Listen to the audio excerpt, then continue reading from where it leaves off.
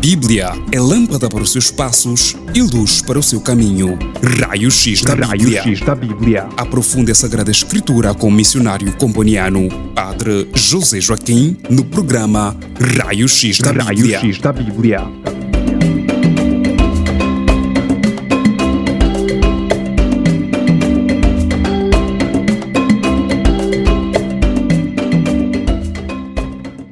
O tema para hoje, o tema proposto é Peregrinos de Esperança no Jubileu Ordinário de 2025. Vou fazer uma introdução, depois num segundo momento vou aprofundar os termos-chave do tema, Jubileu, Esperança e Peregrino, e depois, no último momento, o que eu chamo de algumas recomendações ou propostas de como peregrinar na esperança hoje.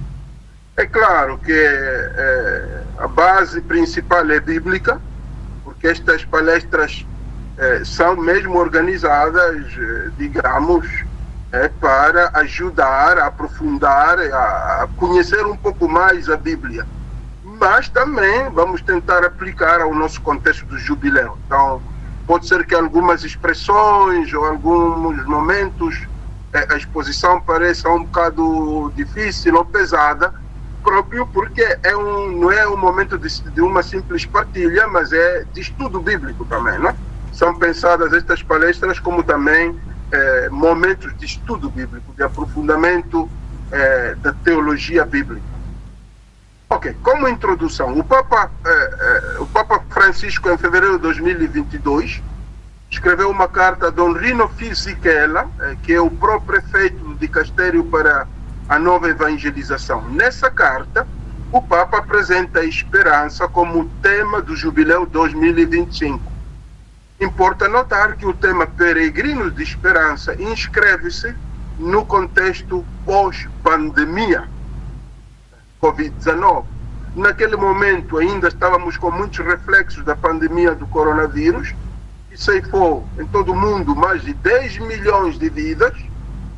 Foi uma experiência muito dura, que destroçou o coração das pessoas, trazendo desesperança, desânimo, muitas perdas em vários âmbitos da vida da humanidade. Além disso, outro fator determinante na escolha do tema Peregrinos da Esperança para o Jubileu de 2025 é o contacto direto que o Papa tem com a realidade de sofrimento no mundo inteiro.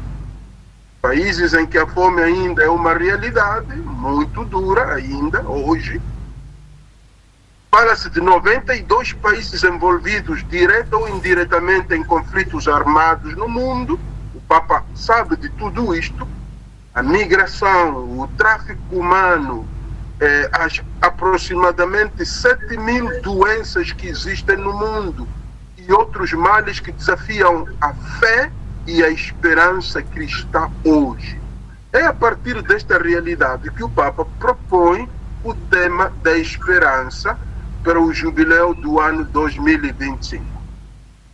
Então, como dizia, após esta apresentação, vou passar a expor em dois momentos. Um primeiro momento que é muito longo, onde eu vou revisitar a partir da Bíblia os 3 termos-chave do tema. Primeiro, jubileu, depois, peregrino e, por último, esperança. E no segundo momento vou então lançar propostas de como peregrinar na esperança hoje. Então, vamos começar com o primeiro termo, a primeira palavra, jubileu. Do ponto de vista linguístico, o termo jubileu remete ao substantivo hebraico Yobel, hebraico, que designa a trompa do carneiro utilizada para anunciar eventos importantes. Isto encontramos no livro de Êxodo 19, Levítico 25, não é? Assim, nota-se que o ano jubilar não é um ano igual aos outros. O ano jubilar reveste-se na Bíblia de uma importância muito especial que lhe é conferida por Deus no intuito de melhorar a relação entre Deus e o seu povo e garantir a realização do seu desígnio na terra. Outro ponto é que a antiga versão grega da Bíblia que se chama Septuaginta, é uma versão da Bíblia em grego, do Antigo Testamento. Esta versão da Bíblia, quando traduz o termo jubileu, ao ler o hebraico Yobel, esta versão, ao traduzir para o grego, muda para o termo afesis, quer dizer remissão ou libertação. Então, nós temos duas versões da Bíblia do Antigo Testamento. A primeira é em hebraico, a segunda é em grego. Então, aquela em grego, quando traduzia do hebraico para o grego, quando se depara com o termo Yobel, aquela trompa de corneiro, que tem a ver com o jubileu, aquela tradução muda.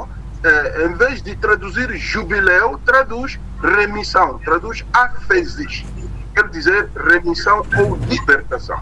Então, há, portanto, aqui uma relação intrínseca entre jubileu e libertação, partindo dos tradutores.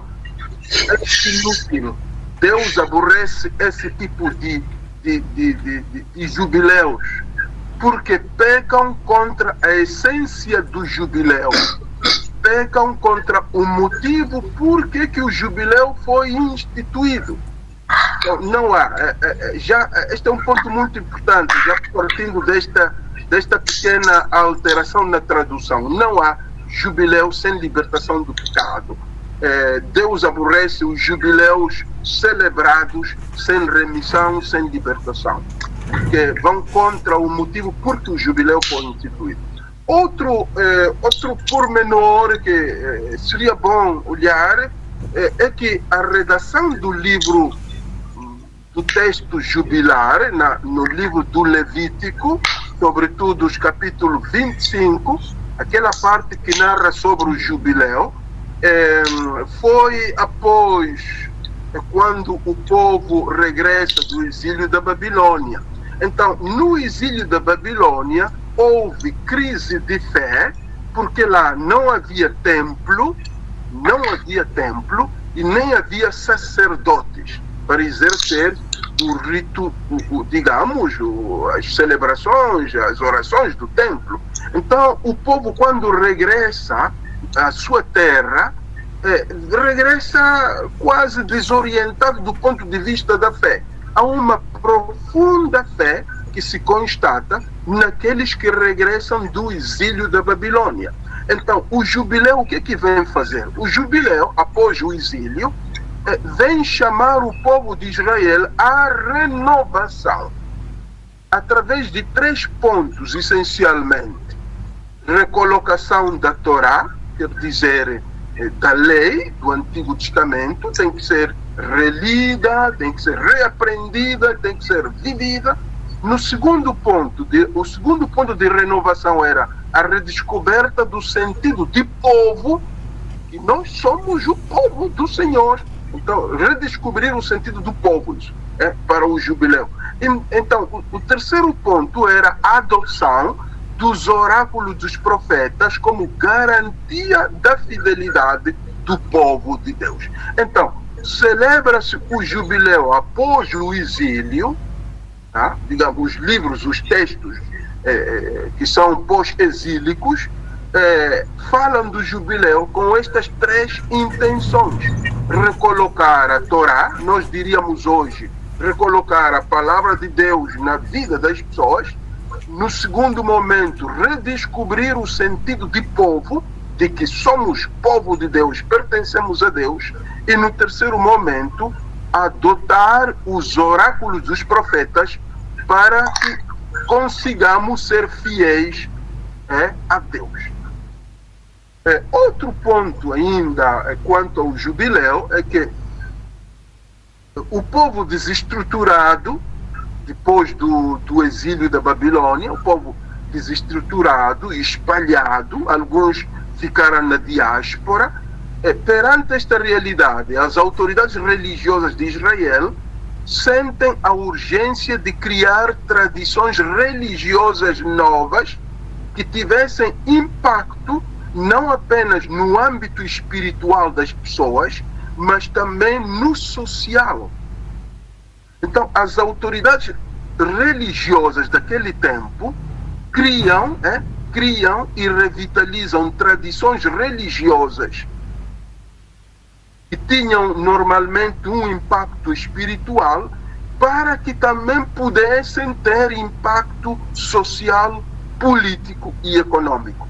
Para mim, se queremos abrir uma parênteses aqui, é um desafio também para as autoridades religiosas de hoje, os consagrados, os padres, os bispos, este ponto aqui de criar ou revitalizar tradições religiosas que normalmente têm uma incidência espiritual na igreja e mais nada, e tentar criar novas tradições ou revitalizar as mesmas para que possam incidir na vida social, política e econômica do povo. Outro ponto ainda relativamente ao jubileu é que os textos bíblicos que falam do ano jubilar no Levítico foram compilados pela classe sacerdotal. Assim pensa-se que os textos que narram sobre o jubileu foram compostos pela classe sacerdotal daquele tempo. Então, os sacerdotes organizados em torno do templo, preocupados com salvaguardar a identidade do povo eleito, retomam a liturgia em resposta à religiosidade, em resposta à irreligiosidade, à falta de fé, que caracterizava os seus concidadãos após o exílio. Então, no ano jubilar, o que é que fazem os sacerdotes? Eles fazem uma reforma do culto litúrgico, fazem uns ajustes ao culto litúrgico para que pudesse alimentar a sede de esperança do povo. Aqui é mais um desafio da igreja, a meu ver, das autoridades da igreja, para toda a questão da reforma litúrgica, ajustes litúrgicos, para que, de fato, a liturgia alimente a sede do povo de Deus, né? A sede de esperança, né? É claro. Agora, outro ponto ainda, quanto ao jubileu, vale notar que no Antigo Testamento havia dois momentos de repouso e muito fortes, não só de repouso, mas de renascimento espiritual. O primeiro momento é o ano sabático, que acontecia de 7 em 7 anos, por isso se chama ano sabático, de 7 em 7 anos, e depois o segundo é o ano jubilar, o jubileu, que acontecia no Antigo Testamento de 50 em 50 anos. Agora, a relação entre o ano sabático e o jubilar é que primeiro existiu o sabático, depois existiu o jubilar. Agora, esta sequência não é por acaso. Esta sequência quer dizer que o ano jubilar tomava do sabático, os elementos do sabático, e os revitalizava. E quais são esses elementos do sabático que o ano jubilar tomava? Primeiro, a remissão das dívidas dos escravos, o respeito pela terra, pela ecologia e a expiação dos pecados. Então, esses eram os 3 momentos que o ano jubilar toma do ano sabático. E continuam a ser um desafio para hoje. Então, insisto, 3 elementos: respeito pela terra, remissão das dívidas dos escravos era remida a dívida dos escravos, e depois, alguns até eram libertos, e depois a expiação dos pecados. Então, aqui eu gostaria de tomar este terceiro ponto, também para dizer que os hebreus, o povo hebreu, tinha o que chamam de festa de expiação, ou o Yom Kippur, o dia da expiação, ou a festa da expiação, que consistia na remissão dos pecados. Aqui chamar a vossa atenção para o seguinte: agora, o culto naquele dia do Kippur, ou da expiação, a penitência, o jejum, visavam atrair o perdão de Deus para os pecados cometidos pelos sacerdotes e pelo povo. Sublinho isso, que não havia distinção naquele dia do Yom Kippur, não havia distinção entre quem era mais pecador ou menos. A invocação pelo perdão do pecado era para todos, para os sacerdotes e pelo povo. Então, havia uma afluência massiva a estes ritos, e eram celebrações penitenciais, com uma marcada dimensão comunitária de purificação de todo o povo, sem exceção de ninguém. Sacerdotes e povo, todos passavam pelo rito de purificação no dia da expiação. E até se rezava para a purificação da terra, não só das pessoas, mas de toda a terra, porque dizia-se que a terra estava contaminada pelo sangue derramado dos inocentes nas guerras, nos atos de imoralidade religiosa, nas adorações aos ídolos, tudo isso contaminava a terra. Então aquele dia era mesmo para pedir o perdão para todos e também pela terra. E isto acontecia também no contexto do jubileu. Até aqui, quanto ao jubileu. Passamos ao segundo termo, peregrino, peregrinar, peregrinação. No Antigo Testamento, peregrinação deriva de uma raiz, se formos ver o texto hebraico, de uma raiz gur. Não se assustem com estas palavras. Gur é do hebraico, é um verbo, quer dizer residir temporariamente, residir num lugar, numa zona, mas temporariamente. Daí, gur é o verbo, ger é o peregrino, é a pessoa, aquele que reside temporariamente, é um ger, não? Então, é o peregrino, um estrangeiro residente, não? Mas aplicava-se também este termo à duração da vida de um homem na terra, como em Gênesis 47:9. Era um gur, a duração da vida da pessoa na terra. Quanto à peregrinação ainda, dizer que ela era muito importante na vida do israelita, de fato. Uma peregrinação a Jerusalém era uma ambição, como hoje para nós os muçulmanos, para ir a Meca é uma ambição, ou para nós os cristãos ir à Terra Santa é uma ambição. Para os israelitas não só era uma ambição, mas era até obrigação para sobretudo da diáspora, os que viviam fora da sua terra. Então tinham que voltar para fazer a peregrinação na sua terra, neste caso no Templo de Jerusalém. Até existem salmos 120, salmos 130, são chamados salmos da ascensão ou salmos da peregrinação. Eram aqueles salmos que eram cantados enquanto as pessoas peregrinavam à sua terra, né? E a exigência de que Israel deveria aparecer diante do Senhor 3 vezes ao ano, né?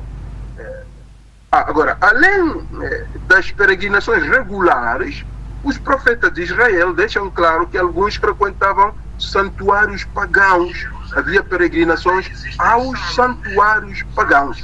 Então aí os profetas intervêm para banir isso. para banir as peregrinações aos santuários pagãos e encorajar apenas a peregrinação ao Templo de Jerusalém, porque só assim podiam adorar o Deus único, o Deus Yahvé. Agora, nós temos aquela grande peregrinação também no Antigo Testamento, né? Aquela grande peregrinação que é a saída do povo do Egito à terra de Canaã, assim conhecida como uma grande peregrinação, que teve alguns estádios, não é? Algumas etapas: a partida do Egito, a travessia do Mar Vermelho, a água amarga pelo caminho, a falta de comida e a bênção do maná e as codornizes, o dom da água da rocha, as guerras com os inimigos Amaleque para poder conquistar a terra, o reencontro familiar do sogro de Moisés, sua esposa e seus 2 filhos, a longa paragem no Monte Sinai, a longa marcha para a conquista da terra prometida, já sob a liderança de Josué. Então, esta é a grande peregrinação do povo de Israel. A grande peregrinação, e até depois é lida do ponto de vista espiritual, né? O peregrino, já na leitura espiritual desta grande peregrinação, por exemplo, o peregrino é desafiado a abandonar, a deixar casa, trabalho, a fazeres e sair em busca de pão, em busca de paz, em busca de bênção, em busca de saúde, de perdão de Deus, de reconciliação familiar. Então, há aplicações espirituais a esta grande peregrinação. Outro ponto, uma aplicação também, é que o Mar Vermelho também foi visto depois nas interpretações, foi visto mais tarde como um símbolo dos grandes obstáculos com que o povo se deparava, né? Mas o povo podia vencê-los com o poder de Deus. Ou também o fato de que o peregrino depara-se com os inimigos, como o povo de Israel deparou-se com amalecitas. Então o peregrino também hoje depara-se com os inimigos que não o deixam chegar à meta, que é aquele encontro com Deus. Então o ano jubilar propunha oração intensa, escuta da palavra de Deus, jejum, obras de misericórdia. Então, sim, digamos que a peregrinação era uma oportunidade de renovar a aliança com Deus, né? Assim como Israel, ao sair do Egito, faz uma aliança no Sinai e depois vai renovando-a. Então também a peregrinação é vista como uma oportunidade de renovar a aliança com Deus. Talvez colocando-se perguntas como: quem somos nós neste mundo? O que é que Deus quer de nós? O que é que Deus espera de nós? Essas são perguntas que os israelitas se colocavam, os profetas ajudavam a responder, que também nós hoje poderíamos até colocar, não? Quem somos nós? Igreja. Quem somos? Não basta dizer que somos igreja, mas quem somos nós perante a sociedade? O que é que Deus quer de nós? O que é que Deus espera de nós? Só assim é que, de fato, podemos dar qualidade à vivência do jubileu. Se formos ver, espreitar o Novo Testamento quanto ao termo peregrino, o Novo Testamento usa um termo grego, parepidemos, quer dizer peregrino, mas não é tão, digamos, o uso não é tão abundante como no Antigo Testamento, né? No Novo Testamento este termo é pouco usado, é aplicado aos cristãos, sim, é aplicado. O cristão é um parepídemo, é um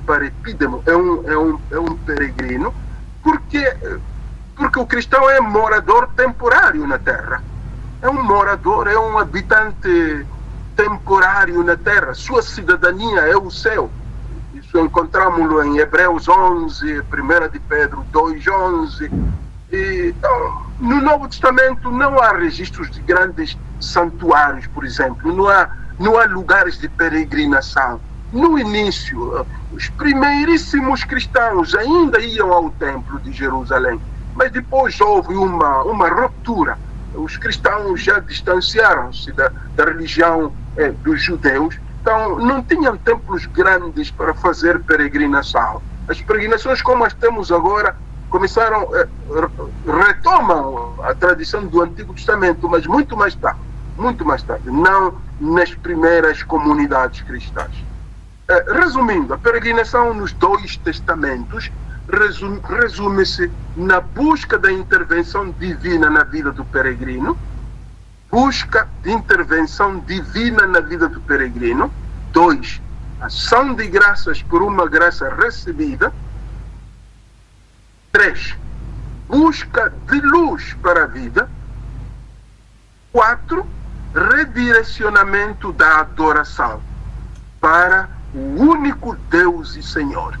Aqui estou a tentar resumir quanto ao peregrinação, peregrinar.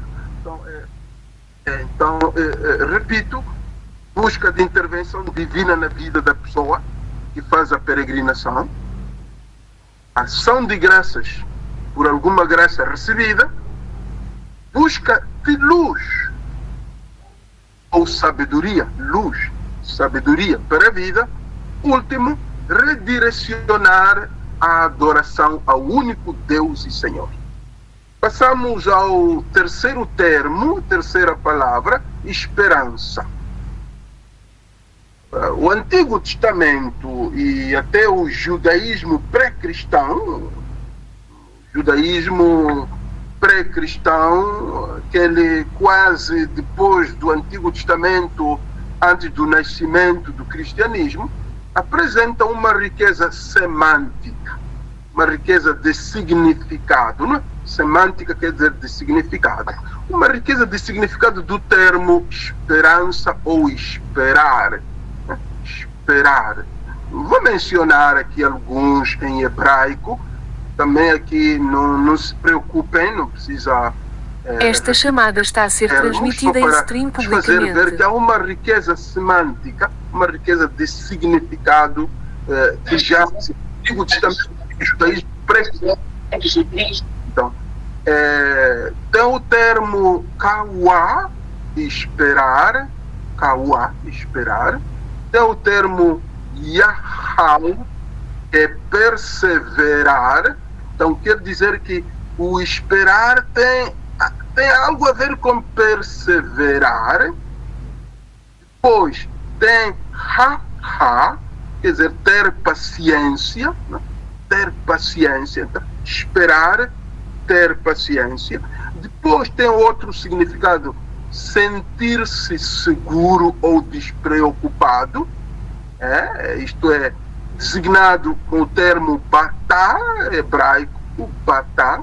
Depois tem confiar ou acreditar firmemente, aman, daí vem o nosso termo amém, quando nós respondemos amém, vem mesmo desse verbo aí, aman, quer dizer confiar, acreditar firmemente, estar seguro. E depois tem também o verbo buscar refúgio, hassar. Agora, estes termos, insisto, eu partilho convosco para vos fazer ver que a leitura do Antigo Testamento do termo esperar, ou a interpretação de esperar, era muito rica. Esperar é perseverar, esperar é ter paciência, esperar é sentir-se seguro ou despreocupado, esperar é confiar, acreditar firmemente, esperar é buscar refúgio. Contudo, constatamos que os primeiros livros históricos da Bíblia hebraica empregam um vocabulário também raramente relacionado com a esperança e confiança. Não abunda muito, sobretudo os livros históricos, mas as narrativas do Pentateuco fazem referência, essas fazem referência às bênçãos divinas, às promessas, às alianças. Como, por exemplo, posso dar um exemplo que merece destaque, Gênesis 8:21. Aqui encontramos a esperança de alívio do fardo do pecado na promessa de Deus, de aliviar do pecado cometido. Então, a esperança de alívio. Gênesis 2:2, por exemplo, promessa de descendência e um grande nome a Abraão. Aí temos a esperança de engrandecimento e reputação. Então, esperar engrandecimento e reputação na vida.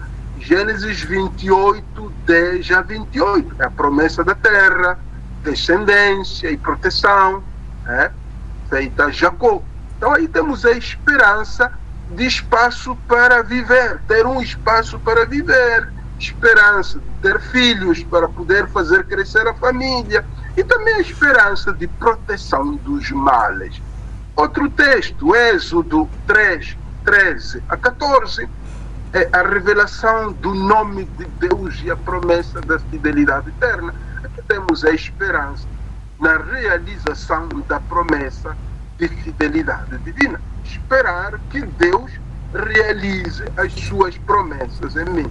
Agora, se nós sairmos já do texto hebraico do Antigo Testamento e formos revisitar aquele texto de que eu falava, grego do Antigo Testamento, o texto do Septuaginta, que eu mencionei, que foi traduzido, o Antigo Testamento hebraico traduzido em grego, esse usa o termo esperar, el piso, o termo esperar, el piso, que tem a ver com confiar e até suportar, não é? E até suportar. Porém, aqui a esperança, segundo esta tradução grega, a esperança pode ser frustrada quando colocada em uma fonte não confiável.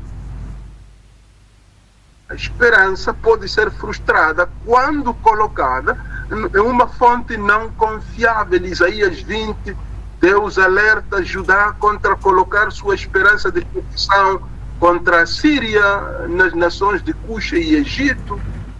Então, a lição que o Antigo Testamento repetidamente enfatiza é que a esperança é eficaz somente se for colocada no Senhor. Somente se for colocada no Senhor. Colocar a esperança em alguém ou em alguma coisa é vão e é destinado ao fracasso. Se formos já para o Novo Testamento, encontramos ainda o verbo el piso, que também é grego, esperar, mas vamos ver alguns textos de Paulo, assim, de raspão, daquilo que se chamam de epístolas protopaulinas. São aquelas que Paulo escreveu pouco depois da sua conversão. São epístolas protopaulinas. Vamos olhar para essas epístolas, não para todas as epístolas de Paulo, mas aquelas que ele escreveu pouco depois da sua conversão. Exemplo, a primeira carta aos Tessalonicenses. Para a primeira carta aos Tessalonicenses, a esperança é na segunda vinda do Senhor. Para a carta aos Gálatas, a esperança é na justiça de Deus. Para a primeira carta aos Coríntios, é onde encontramos aquele trinômio, fé, esperança e amor, que chamamos de virtudes teologais. Encontramos na primeira carta aos Coríntios, fé, esperança, amor, e onde vemos que o terceiro, o amor, vai prevalecer sobre os outros dois. Então, a esperança na prevalência do amor no mundo e na sociedade. A segunda carta aos Coríntios é a esperança de não ser reprovado, a esperança de não correr em vão, de não peregrinar em vão, se queremos retomar o termo peregrinar, né? A esperança de não peregrinar em vão. A carta a Filémon, Paulo espera a libertação de Onésimo, o escravo. aqui temos a esperança no fim da escravatura. E depois também, finalmente, a carta aos Filipenses, que também é proto-paulina, quer dizer, é das primeiras cartas de Paulo, a esperança na libertação do pecado. Então, gostaria agora de, depois desta visão assim de resposta, deter-me mais na carta aos Romanos, onde é tirado o tema jubilar, né? A esperança não engana, de Romanos 5:5. Vou me deter mesmo na carta aos Romanos. O que é a esperança dentro desta carta? Então, vai nos iluminar um bocado mais. Paulo defende a esperança que não decepciona, em Romanos 5:5. Por que a esperança não decepciona? Por que a esperança não engana? Porque ela está fundada em Deus. Não é? Segundo, Paulo, para Paulo, a esperança é uma prova, é um teste que produz caráter na pessoa. Porque a resistência firme diante das provações conduz à qualidade de quem é testado. Depois, Paulo vai expandir esta visão de esperança não só para as pessoas, mas também para toda a criação, na carta aos Romanos, não é? E diz, já que a criação é passageira, também a pessoa humana é passageira. A natureza é passageira, também a pessoa humana é passageira. Então estamos todos à espera, né, da libertação. Pois, para Paulo, a esperança produz alegria no crente. Romanos 12:12 fala de regozijar-se na esperança. A esperança produz alegria.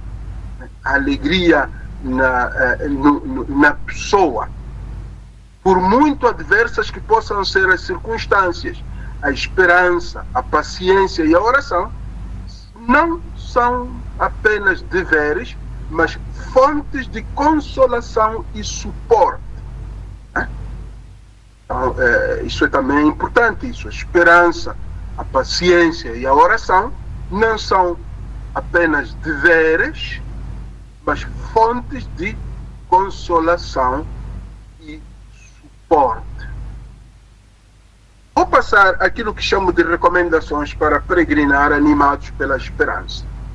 Primeira recomendação. Então, recomendações para peregrinar animados pela esperança. De fato, esta expressão, peregrino da esperança, quer dizer peregrino animado pela esperança. É isso. Peregrino da esperança ou da esperança é peregrino animado pela esperança. Então, a primeira recomendação é converter-se. Converter-se. Porque a esperança cristã depende da conversão. Não há como, viver na esperança, peregrinar animado pela esperança, sem se converter. É impossível. Segunda recomendação, perseverar, porque a esperança cristã é alimentada pela perseverança no caminho de Cristo. Perseverar no caminho de Cristo. Paulo não se cansa de lembrar aos cristãos que, uma vez convertidos, devem manter a perseverança nas tribulações.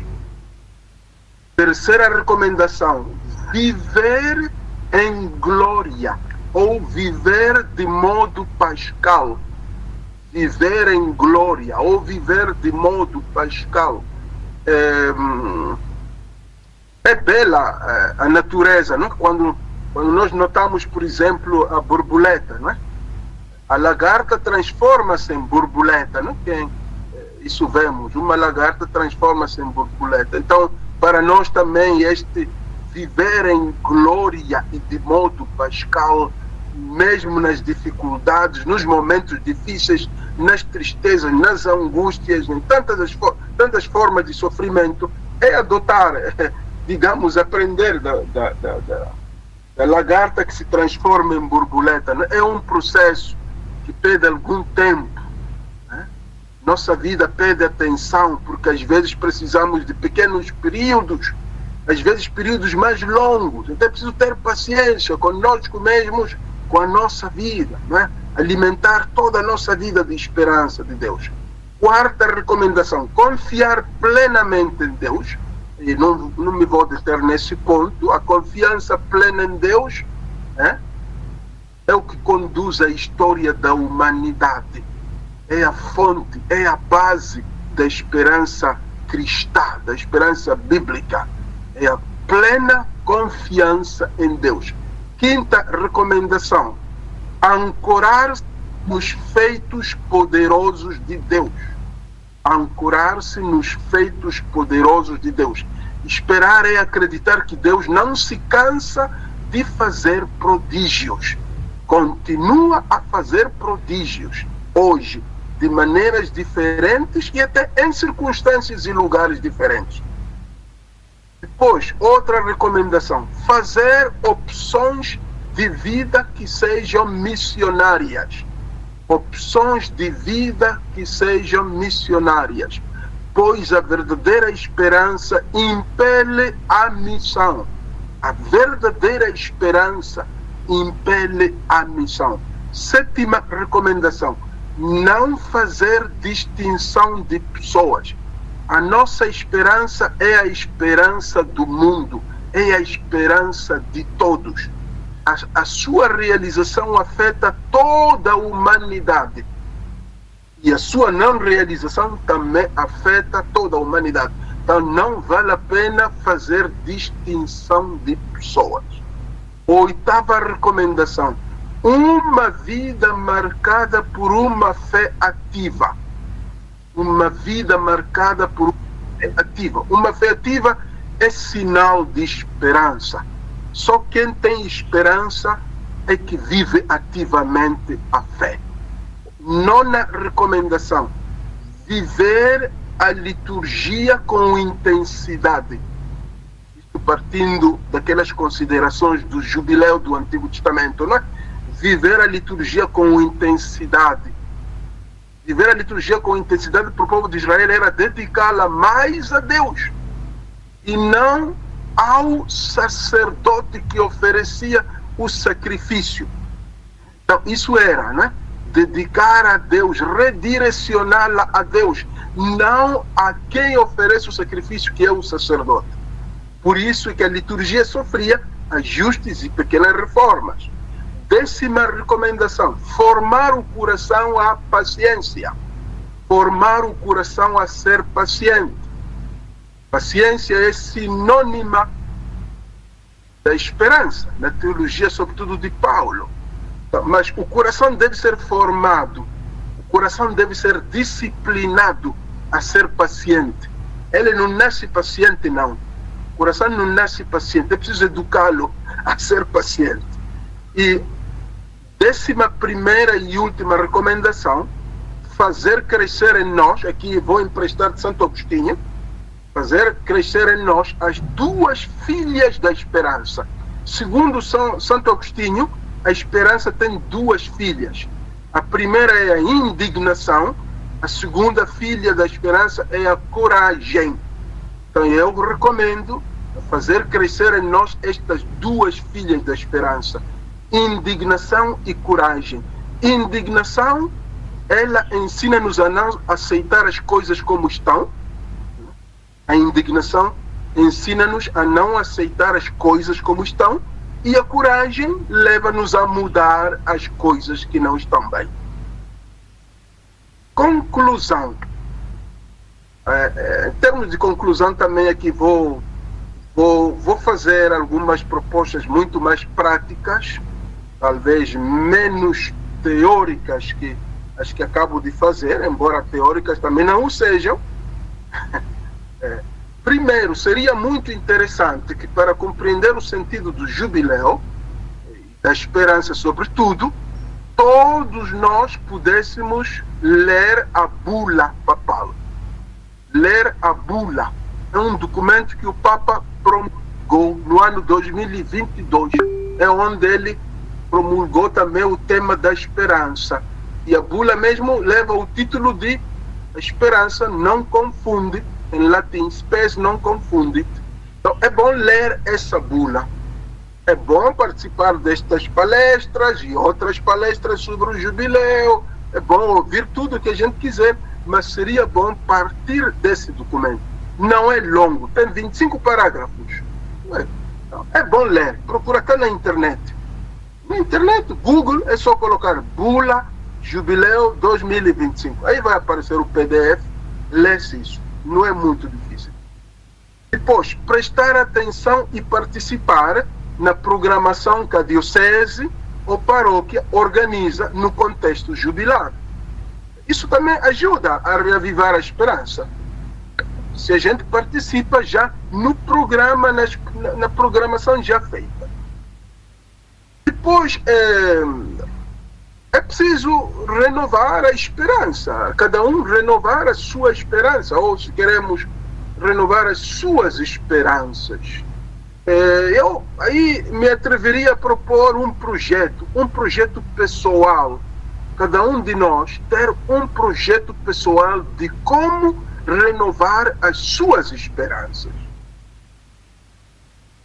E a pessoa vai guardar no coração esse projeto e vai investir tempo, energias, atenção, toda a sua vida para alcançar os horizontes que estão aí, né, sobre a própria esperança, dependendo de como é que a pessoa se encontra, não, espiritualmente. Então, fixar algumas metas, né, sobre a esperança, fazer um projeto pessoal. E por último, terminaria com uma palavra sobre as redes sociais. Não é? É verdade nós cuidarmos da nossa esperança, alimentar a nossa esperança, crescermos na esperança, mas é bom também respeitar a esperança dos outros, não é? Então é bom, talvez durante o jubileu mesmo, fazer um voto. Durante esse jubileu, fazer um voto. E qual poderia ser? Utilizar as redes sociais para comunicar a esperança. Utilizar as redes sociais para transmitir a esperança. Então, não fazer das redes sociais um lugar para semear ódio, mentiras, calúnias, mas para comunicar a esperança. Então, isto pode ser um voto pessoal, uma promessa pessoal, uma determinação pessoal. Comunicar a esperança e fazê-lo sempre. Creio que isso é muito importante. Então, irmãos e irmãs, muito obrigado pela atenção dispensada.